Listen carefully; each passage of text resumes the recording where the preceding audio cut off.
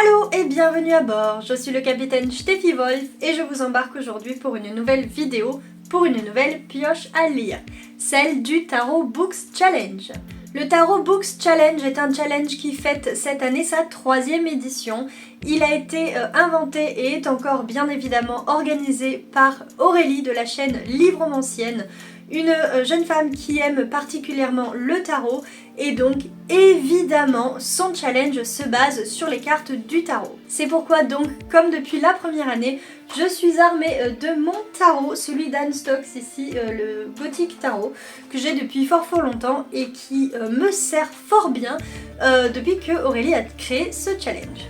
Cette année, le challenge va se recentrer autour des arcanes principaux du tarot, des arcanes majeurs devrais-je dire, et donc pour cela Aurélie nous a organisé une petite histoire en réalité qui fait que nous avons 3 arcanes majeurs que sont le soleil, la mort et le pendu qui sont 3 prétendants au trône et à nous, de par nos lectures, d'en mettre l'un des 3 sur le trône.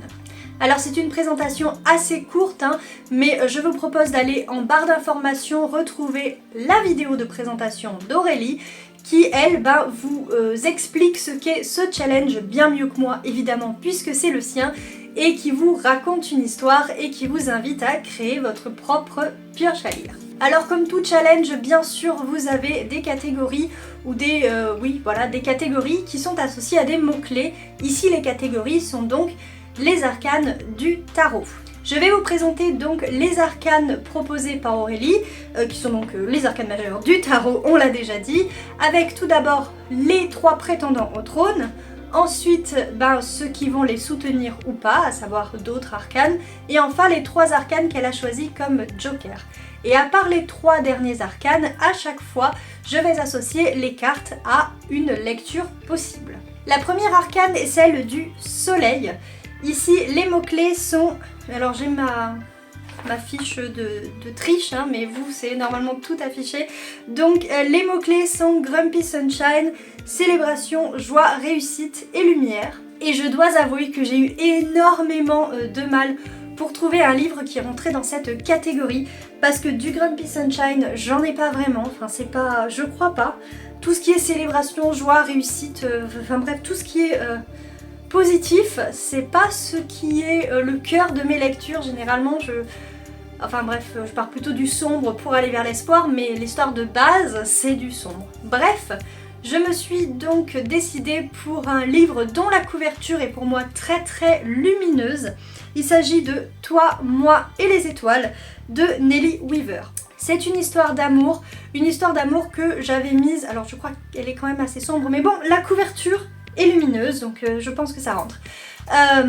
Et donc c'est une histoire d'amour et je l'avais déjà mise dans un challenge précédent, mais je ne l'ai pas lu, donc je vais essayer de profiter de ce challenge pour le mettre, ou en tout cas pour le glisser dans ma palle. Le deuxième prétendant au trône, c'est la mort. La mort, avec laquelle on a les mots-clés changement, métamorphose, réincarnation et fin de saga. Et là, pour le côté métamorphose, j'ai choisi encore un livre, un e-book, vous allez voir qu'il y en a pas mal dans cette palle, à savoir Alpha et Oméga, le tome 1 de Patricia Briggs, donc Le Cri du Loup. Et je crois que j'ai lu un seul livre de cette autrice, c'est chez Milady, elle fait des sagas à rallonge, essentiellement donc avec des métamorphes.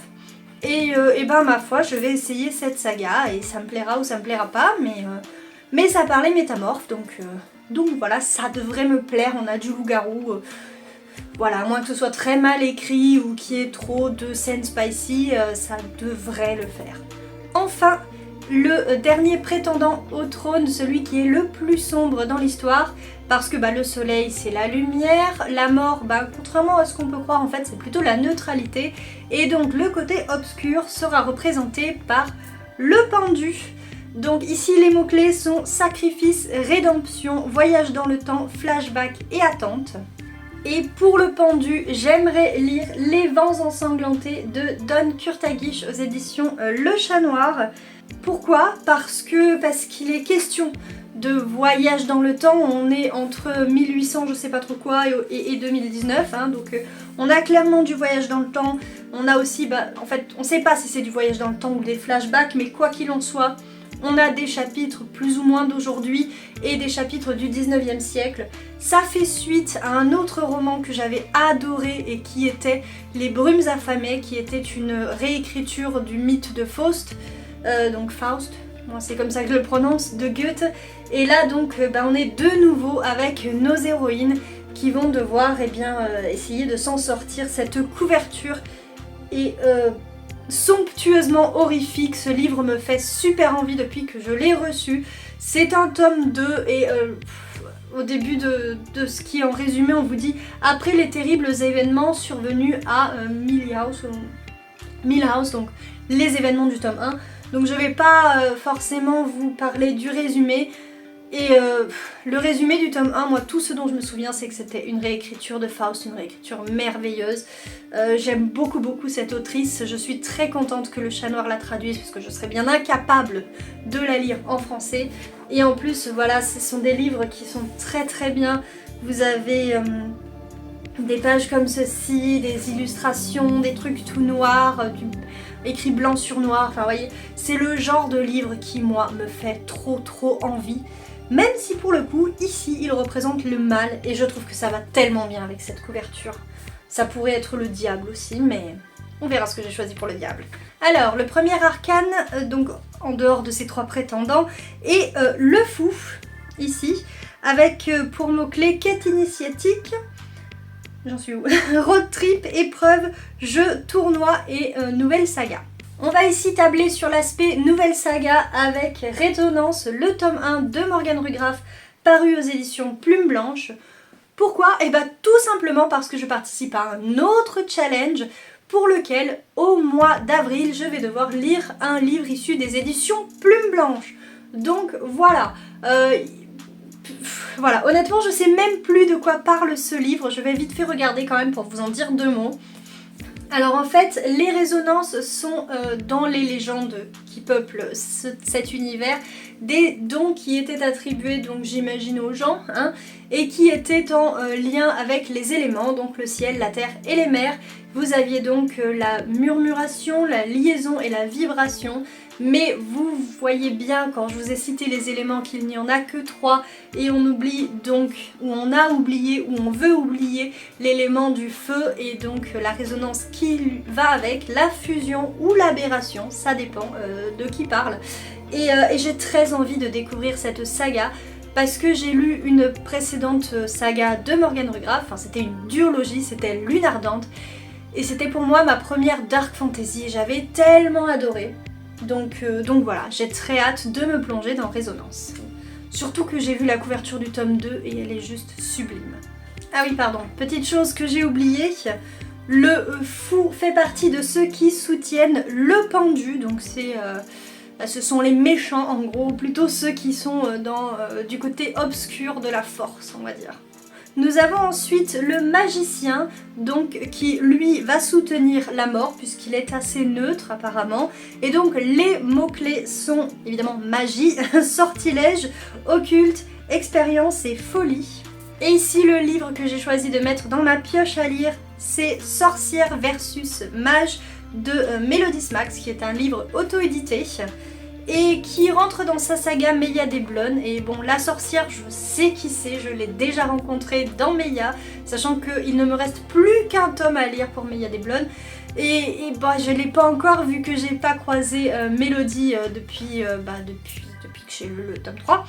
Et donc voilà, ce sera pour moi l'occasion de replonger dans cette saga sans avoir le tome 4. Et bien évidemment, ce tome-ci, je l'ai placé dessous avec cet arcane pour les mots-clés magie et sortilège, hein, puisque sorcière et mage, voilà, ça allait de soi pour moi. Nous avons ensuite un arcane qui va soutenir le soleil et qui sera la grande prêtresse. Les mots-clés seront mystère, ou plutôt sont mystère, secret, prophétie, légende, divination, société secrète, ça en fait des mots-clés. Et donc pour le mot-clé je sais plus quoi, prophétie, j'ai choisi de lire Les vampires de Villemot, la prophétie des Carrington. Donc là clairement c'est dans le sous-titre le mot-clé, donc je pense qu'on peut pas faire mieux. Donc c'est de Nani B et c'est aux éditions du Caméléon en plus 18. Ce qui veut dire qu'il va y avoir du spicy, qu'il va y avoir de la violence, qu'il va y avoir des trucs un petit peu trash a priori. Et c'est tant mieux parce qu'en fait Nani B, j'avais bien aimé sa plume dans une précédente duologie. Sauf que j'avais trouvé ça un petit peu trop jeunesse. Enfin, pour moi, c'était un petit peu trop jeune. Avec ça, normalement, je devrais y trouver mon compte. D'autant plus qu'on est ici dans une société bitlit inversée. C'est-à-dire qu'on est dans un monde de vampires où il y a quelques humains. Où le surnaturel, en fait, dans cette société, ce ne sont pas les vampires, mais bien les humains. Et je vous avoue que je suis très très intriguée par ce roman, cette histoire. Ensuite, on a un second soutien pour le soleil avec l'impératrice. Ici, les mots-clés sont maternité, indépendance, rénome. Qu'est-ce que j'ai écrit? Female rage, bref, je sais pas. Urban fantasy. Alors l'urban fantasy, moi j'aime bien ça, j'en ai énormément dans ma palle, et principalement dans ma palle en numérique. Et c'est là-dedans, bien évidemment, que j'ai pioché. Et j'ai pioché le tome 1 des Chiennes d'Hadès, Meg, de Émilie Chevalier. Franchement, ça fait tellement longtemps qu'il est dans ma pile à lire, dans ma liseuse, que je ne sais plus du tout de quoi ça parle. Mis à part que Hadès a 3 chiennes, puisque ça correspond à 3 tomes, et que Meg est la première à être réveillée, et que c'est de l'urban fantasy. Mais en dehors de ça, je vous avoue que je ne sais plus de quoi ça parle, juste que ça me faisait énormément envie quand je l'avais vu, et je l'avais vu en promo, donc je l'avais pris, et depuis, il est dans ma liseuse, et il ne bouge pas. Il serait sans doute temps de l'en sortir. Alors ensuite, nous avons un opposant au soleil, puisque l'empereur va venir soutenir le pendu, donc les forces obscures. Et les mots-clés associés à cet arcane sont la discipline, l'autorité, le pouvoir, la conquête, la guerre, l'empire et le trône. Rien que des trucs réjouissants. Et pour le côté pouvoir et guerre, et puis noirceur j'ai envie de dire tout simplement, j'ai choisi de mettre dans ma pile à lire, dans ma pioche à lire, la Guilde des Ombres, le tome 4, l'étoile de feu, de Anatrice. Donc c'est un 4e tome, je vais pas... Voilà, il s'est passé des trucs incroyables dans le tome 3, et sans parler des tomes 2 et 1, bien évidemment. C'est la suite, c'est une saga que j'aime beaucoup, j'avais moins aimé le tome 2, mais le tome 3 m'avait fait fondre tellement que je m'étais précipitée en librairie pour me prendre le tome 4. Juste pour vous dire, en fait, il s'agit ici d'une héroïne, Panama, mais elle est loin d'être seule, puisque c'est une fresque de dark fantasy en 6 tomes, ça ce serait le 4e. Et donc Panama a eu une formation d'assassin dans la Guilde des Ombres, puisque la Guilde des Ombres forme des assassins. Et c'est un petit peu sa vie et qu'est-ce qui se passe avant cette formation, pendant cette formation, après. Là on est plutôt dans l'après. Et j'ai tellement hâte de lire ce livre. J'avais qu'une envie, c'était de le mettre dans cette pioche à lire et j'ai réussi. L'arcane suivant est lui plutôt dans la neutralité et soutient donc la mort en tant qu'accédant au trône. Il s'agit du Hiérophante avec pour mots-clés tradition, héritage, apprentissage, académie, initiation. Je dois vous dire que j'ai un petit peu galéré là aussi pour trouver un livre parce que quand Aurélie nous fait sa présentation, elle pense notamment à tous ceux qui sont fans de Dark Academia ou ce genre de style là où ça se passe dans des écoles, etc. Et moi c'est pas trop mon truc, tout simplement parce que je suis prof et que ce qui se passe dans les écoles je le vis au quotidien. Alors certes sans magie, sans... voilà. Mais bon. Donc il a fallu que je cherche autre chose. Et puis d'un coup je me suis dit mais attends, t'as pas un livre avec une histoire d'héritage? Mais si, bien sûr, le tome 1 d'Aliénor, une larme d'éternité de Pascal Roure, donc qui est un livre auto-édité dont le tome 2 est paru il y a quelques mois à peine, qui m'avait été dédicacé lors d'un salon, que j'avais pris parce que je trouvais le titre sympa, la couverture sympa, l'autrice me dit oui en fait j'ai fait ça, l'histoire prend place dans telle région parce que je suis née là, et moi je dis moi aussi telle région je la connais, donc en fait j'ai très envie de lire ce livre pour retrouver la région. Et maintenant pourquoi ça parle d'héritage? Parce qu'on vous dit que l'héroïne, la femme, est l'héritière d'une longue lignée de femmes. Donc voilà, on rentre parfaitement. Je crois que c'est la deuxième, voire troisième fois que je le mets dans un challenge, donc il faut absolument qu'il sorte de ma bibliothèque à lire. Voilà pourquoi je le mets dans ma pioche à lire. On reste dans la neutralité, on continue de soutenir la mort avec les amoureux. Ben oui, comme quoi, les amoureux c'est neutre, hein, apparemment. Donc ici, les mots-clés sont Friends to Lovers, âme sœur, rom-com. Alors j'ai cherché ce qu'était rom-com, parce que moi je connais pas, c'est comédie romantique. C'est plutôt pour les films, mais bon, bref, voilà ce genre de truc. Amitié sincère, correspondance. Et donc pourquoi j'ai cherché? Parce qu'en fait, les autres mots-clés, j'avais pas. J'ai vraiment pas. En revanche, rom-com, je me suis dit, ouais, comédie romantique, il faut un truc un peu gentillé, qui va me faire rire, mais qui sera aussi plein d'amour, etc. Évidemment, hein. Et donc, j'ai choisi, encore une fois, dans ma liseuse, Vampire, Magie et Dernier coup de minuit de Lucille Chaponnet et Megara Nolan, qui est une revisite du conte de Cendrillon en version urban fantasy, hein, comme on peut s'en douter avec le titre. Et franchement, j'avais adoré leur réécriture du Petit Chaperon Rouge, Loup-garou et Barésie, il me semblait que ça s'appelait, ou un truc dans le genre. J'avais beaucoup aimé, ça m'avait vraiment plu. Donc je vais tenter celui-là pour le côté rom-com parce que aussi ça me rappelle un livre que j'ai lu il y a fort longtemps qui était un petit peu comme un jeu style Bachelor ou quoi, où vous avez un homme qui doit choisir une femme parmi je ne sais combien là. Et là on avait ce même genre de choses avec plusieurs femmes et c'était en même temps une réécriture de Cendrillon. Voilà comment j'en suis arrivée à ce livre-là. Oui, c'est assez complexe, mais je finis par trouver un livre. On revient vers la lumière, vers le soutien au soleil avec le chariot.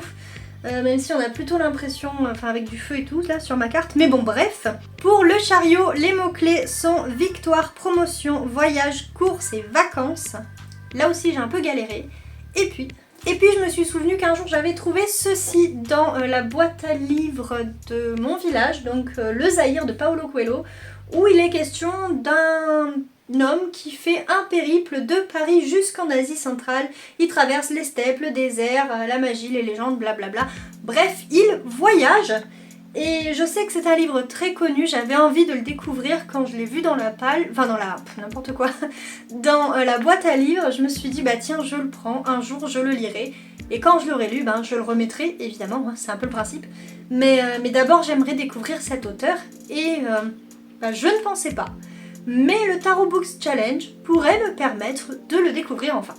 Ensuite, on revient soutenir la mort avec la neutralité de la justice.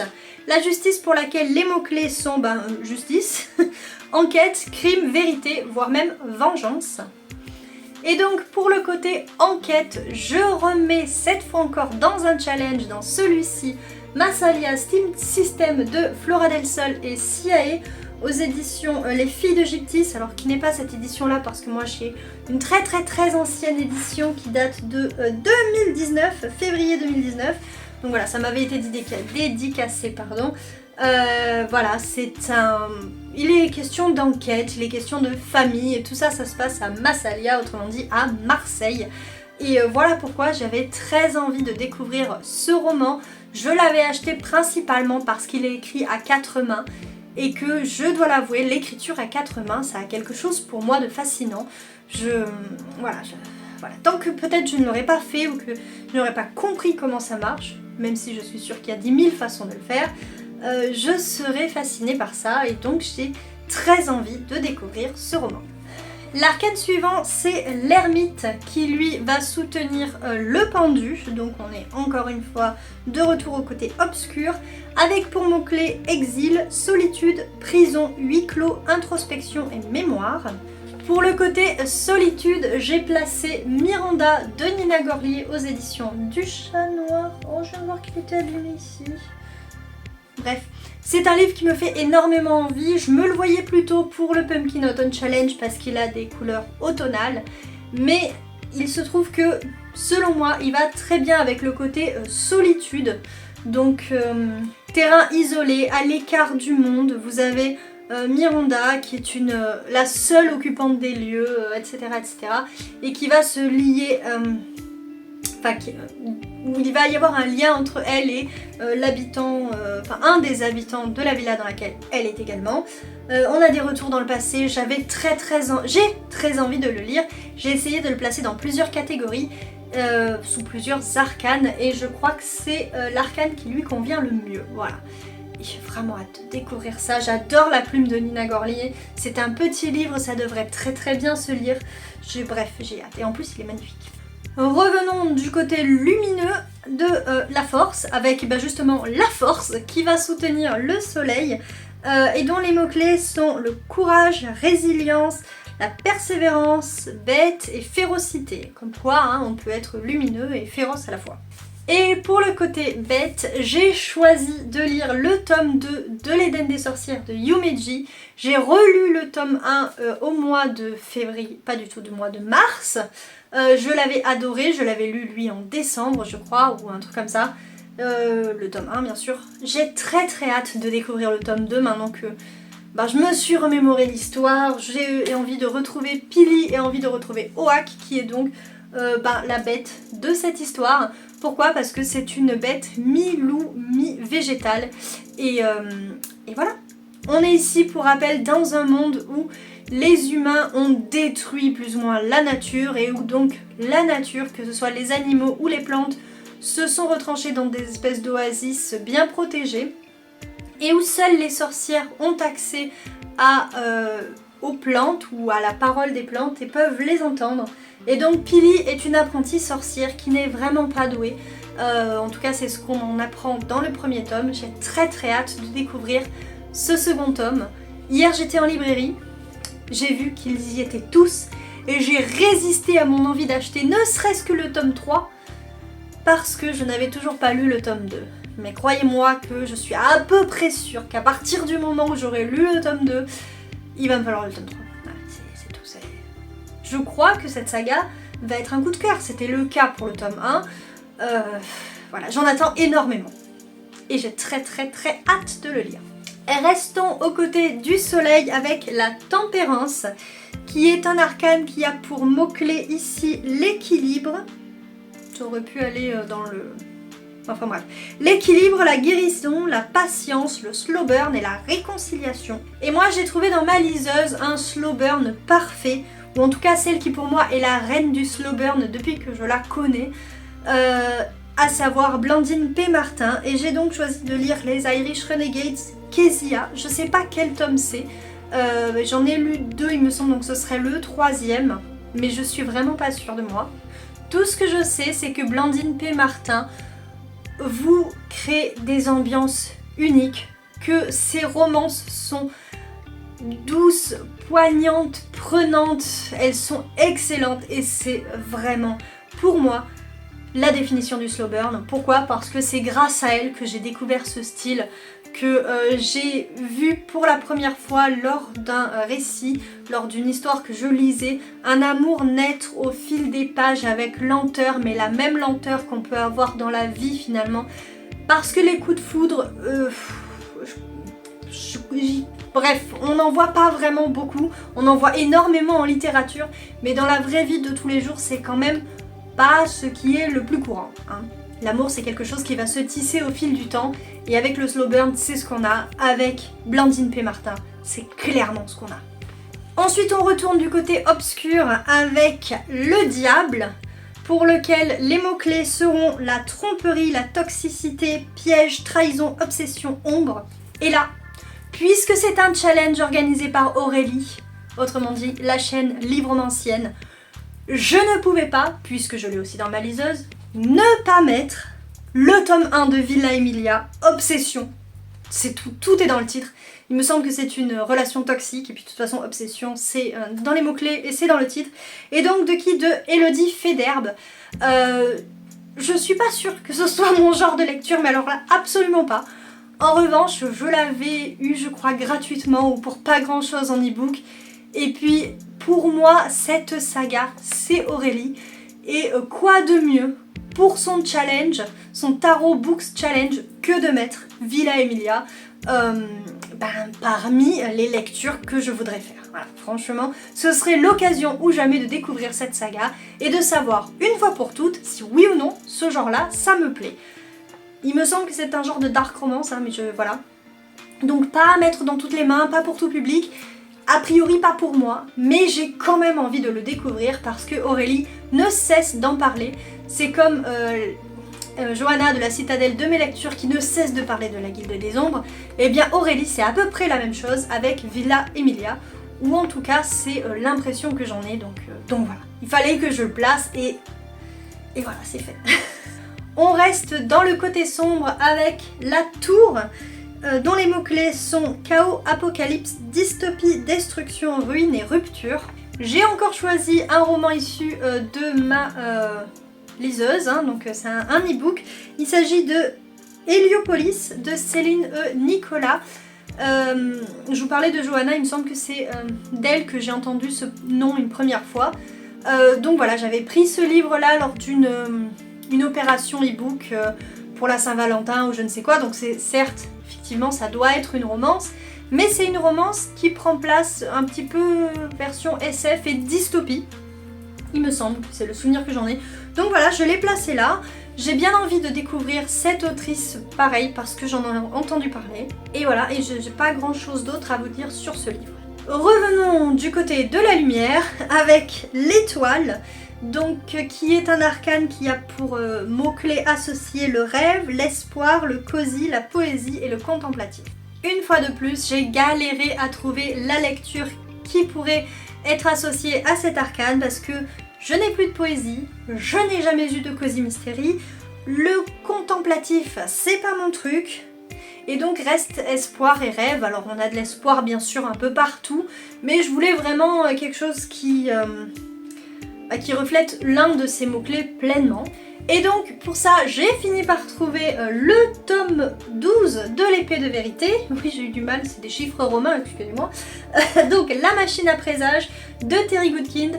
Donc c'est un auteur que je suis, on en est au tome 12 sur 15, donc autrement dit j'approche de la fin de la saga à grands pas. Et pourquoi je l'ai choisi? Parce que parmi... je voulais la dernière phrase du résumé de 4e de couverture, enfin c'est pas vraiment un résumé mais voilà. Les armes à peine déposées, voilà qu'il faut les reprendre et oublier tous les rêves d'harmonie et de paix. Alors on est clairement dans l'inverse de ces mots-clés, mais il y a le mot rêve dedans, donc moi je dis ça passe. Et enfin, le dernier arcane, c'est la lune. La lune est un arcane qui va venir soutenir la mort, donc représentant la neutralité. Et ici, les mots-clés sont illusion, utopie, énigme, peur, créature lunaire et protection. Alors créature lunaire pour moi c'est loup-garou et vampire et évidemment j'ai énormément le choix. On a déjà vu plusieurs livres avec vampires, etc. Et donc cette fois-ci j'ai choisi un livre de loup-garou que ça fait très longtemps que je l'ai sur ma liseuse, que je l'avais mis à l'époque dans des challenges, je crois dans 1 ou 2 challenges, mais c'était ça il y a des années. Il s'agit de Lycanthropia de Yann Bonnard, aux éditions Alter Real. Moi je l'ai en plus dans une ancienne version, même en e-book c'est possible. Mais cette couverture là est clairement beaucoup plus jolie. Et donc voilà, tout ce dont je me souviens, c'est qu'on est un petit peu comme avec le livre de vampires que je vous présentais tout à l'heure, où c'est une bitlite inversée avec plein de vampires et quelques humains. Et là il me semble que c'est la même chose mais avec plein de loups-garous et quelques humains. À confirmer, parce que comme je vous dis, ça fait une éternité qu'il est dans ma pile à lire, enfin dans ma bibliothèque à lire, dans ma bibliothèque Kindle d'ailleurs. Donc voilà, j'ai très envie de découvrir ce roman, mais force est de constater qu'il est jamais sorti lors des challenges, hein, donc c'est compliqué. Il nous reste ensuite 3 arcanes que nous propose Aurélie et qui sont là comme des jokers et que donc je n'ai associé à aucun livre, voilà, bah pas encore. Alors tout d'abord nous avons la route de la fortune qui viendra ici si besoin remplacer l'un des arcanes majeurs par un livre qui serait choisi par une tierce personne. Ou potentiellement la lecture commune puisqu'il devrait y en avoir une mais je sais pas laquelle ce sera. Donc voilà, ça c'est un premier joker. Bien évidemment tous les jokers, donc ces 3 jokers que je vous présente, ne peuvent être utilisés qu'une seule fois. Bon c'est logique hein. Le deuxième joker c'est l'arcane du jugement où ici on vous propose de changer le symbole d'un arcane sans le retirer du tirage.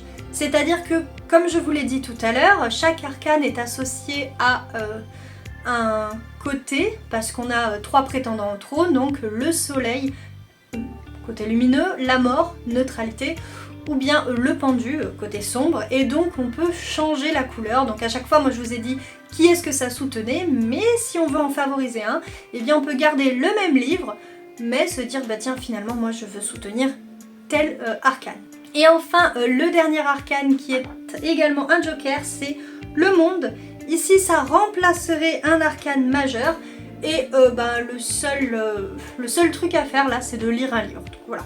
Pour compléter cette carte, ce joker, il suffit de lire un livre et puis c'est bon. Et bien sûr, j'imagine que si ça remplace un arcane majeur, ça portera évidemment le même symbole, c'est-à-dire que ça soutiendra le même prétendant au trône. Donc je vous laisse quelques minutes pour aller faire mon tirage. Libromancienne, donc Aurélie, nous a proposé de faire ce challenge sous plusieurs formes. Donc soit un tirage on s'en fout, c'est moi qui choisis mes cartes, gna gna gna, soit le hasard qui va décider. Et donc à chaque fois elle nous propose aussi plusieurs tirages, donc un tirage 3 cartes, un tirage 5 cartes, un tirage 7 cartes et un tirage 12 cartes.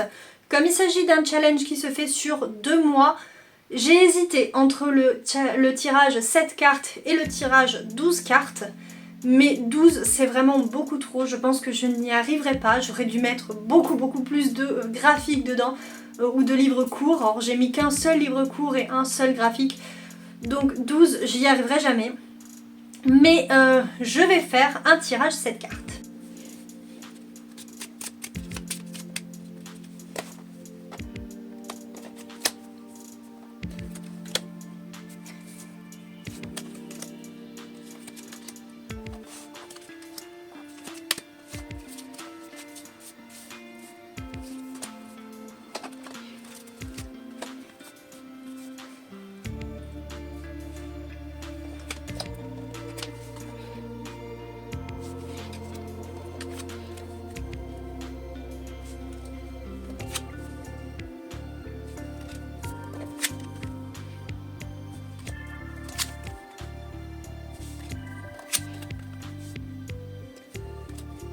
On a donc ici une égalité parfaite entre 2 arcanes qui souhaitent accéder au trône, avec d'une part l'arcane du soleil, ici soutenu par la grande prêtresse, la force et l'étoile, et d'autre part l'arcane de la mort qui est ici soutenu par la lune, les amoureux et le magicien. C'est donc à moi de choisir entre l'arcane du soleil ou l'arcane de la mort, et je dois avouer que les livres que j'ai choisi pour les arcanes qui soutiennent la mort, ce sont des livres que j'aimerais beaucoup lire, peut-être un peu plus que ceux qui soutiennent le soleil et essentiellement ceux qui sont tombés ici, là.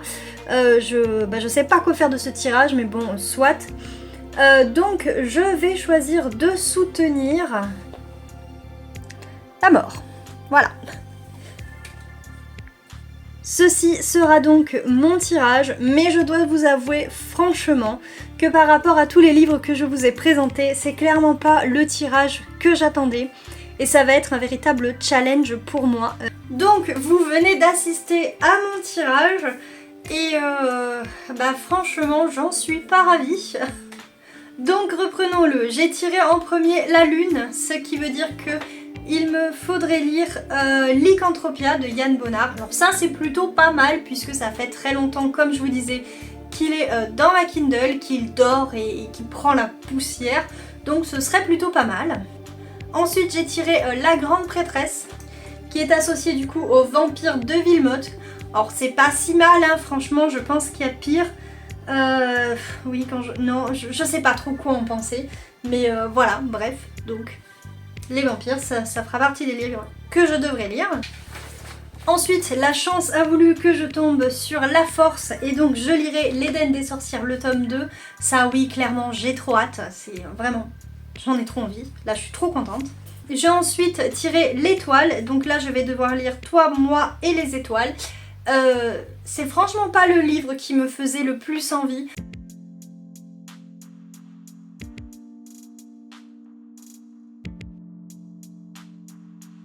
Ensuite, j'ai tiré Les Amoureux et donc là, je devrais lire Vampire Magie et Dernier coup de minuit. Comme je vous ai dit, j'avais adoré la précédente réécriture de ces deux autrices, donc je devrais aimer celui-ci, il n'y a pas de raison. Alors pour moi, les contes, je les associe plutôt à la période de Noël, l'hiver, tout ça, mais en plus, je trouve que la couverture fait plus hivernale. Mais bon, je pense que je vais quand même me régaler à lire ça. Et enfin, la dernière arcane que j'ai tirée, vous l'avez vu, c'est l'arcane du magicien pour lequel je lirai Sorcière versus Mage de Mélodie Max. Et là encore, c'est un livre qui me fait grandement envie. Donc voilà.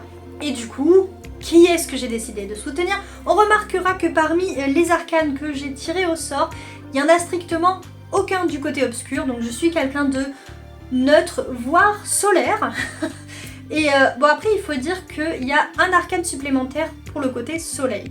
Franchement, comme si on voulait que le bien gagne. Eh bien, pas moi. Moi, je suis pour la neutralité. Et donc, j'ai choisi, comme vous l'avez vu, de soutenir l'arcane de la mort. Voilà pourquoi je lirai également Alpha et Oméga, le tome 1 de Patricia Brix. Et pourquoi je vous disais tout à l'heure que je suis que moyennement satisfaite de ce tirage, parce qu'il y a un certain nombre de livres que j'aurais adoré lire, que j'ai placé dans ce challenge et qui me font le plus envie dans ma pile à lire. Et dans cette pioche à lire, je vais vous les citer d'ailleurs tout de suite. Alors celui que j'aurais adoré lire et qui était l'un des représentants, qui était le représentant de l'arcane du pendu, c'était du coup celui-ci, Les Vents ensanglantés de Don Curtagish. Que n'aurais-je pas donné pour le lire d'ores et déjà, mais je sais que je le lirai, il est magnifique, il sera génialissime, je n'en doute pas. Donc voilà. Et puis de toute façon, j'ai dit que j'étais pas trop pour le côté obscur et j'ai pioché quand même aucun arcane du côté obscur. Donc bon. Alors bien que je ne sois pas pour le côté obscur, comme on vient de le dire, je sais déjà qu'en avril, quoi qu'il arrive, je lirai Résonance de Morgane Rugraph parce que, je vous l'ai dit, ça fait partie d'un autre challenge et sans doute que ce sera ma toute première lecture, tirage au sort ou pas tirage au sort, tirage de cartes ou pas tirage de cartes, c'est par celui-là normalement que je devrais commencer le mois d'avril et donc le challenge. Et de toute façon, on n'oublie pas qu'on a les petits jokers, donc pourquoi pas les utiliser, après tout, ils sont là pour ça. Un autre livre qui me fait énormément envie et que j'aurais adoré voir tirer au sort lors de mon tirage de tout à l'heure, c'est bien évidemment La Guilde des Ombres, le tome 4. Bah oui, parce que si j'en suis au tome 4, c'est que j'aimerais beaucoup le lire. Un autre livre que j'aurais souhaité voir sortir de ma Kindle, c'est bien évidemment Villa Emilia, le tome 1. Pas parce que je pense que ça me plairait et que j'adorerais ça, mais parce que, comme je vous l'ai dit, c'est un livre que j'associe à Aurélie et j'aurais tellement aimé que le sort décide qu'enfin je puisse lire ce livre. Mais voilà, ça n'a pas été le cas, alors peut-être que je profiterai d'un joker ou pas, parce que justement je me dis que ça me plairait pas trop, mais... Enfin bref, il est là et si jamais j'ai le temps, je pense que je m'y plongerai. Voilà, ça c'était les livres que j'aurais aimé avoir dans mon tirage. Ils ne sont malheureusement pas sortis, mais comme je vous l'ai dit, on a des jokers, j'ai des envies et je pense que 7 livres, c'est un peu en dessous de ce que je suis capable de lire en 2 mois, puisque a priori, j'arrive à lire à peu près un livre par semaine, un mois correspondant à 4 semaines environ, ça fait 8 semaines et donc potentiellement 8 livres, sachant qu'en plus en avril il va y avoir des vacances, qu'en mai il y a pas mal de jours fériés, même un pont avec celui de l'Ascension, eh bien je me dis que j'ai un potentiel de lecture qui est un peu au-dessus de 7 livres forcément, et que donc je pourrais découvrir un peu plus que ce tirage de cette carte, et voilà. Alors cette vidéo est un peu longue, mais si elle vous a plu, parce que oui elle est quand même terminée, si elle vous a plu, n'hésitez pas à lui mettre un petit pouce vers le haut. Vous pouvez également venir en commentaire me dire si vous aussi vous participez à ce challenge, si oui, quel est l'arcane que vous soutenez pour voir accéder au trône, donc moi pour rappel c'est la mort, ou vous pouvez aussi tout simplement mettre un emoji, cet emoji peut ressembler à l'arcane que vous avez choisi. Et surtout, bien évidemment, si vous n'êtes pas encore abonné à cette chaîne, je vous invite à le faire. Là où je vous invite également, c'est sur mon site steffiwolf.fr où vous aurez en priorité les chroniques des livres que je lis, parce qu'à chaque fin de mois je vous fais une vidéo bilan de mes lectures, donc un update lecture du mois, mais au fur et à mesure de mes lectures, je fais une chronique écrite et c'est là que vous pouvez la retrouver. Il est temps maintenant pour moi de vous souhaiter une excellente navigation sur YouTube et de vous dire à très vite pour une prochaine vidéo, un update lecture d'ailleurs. Tchussy!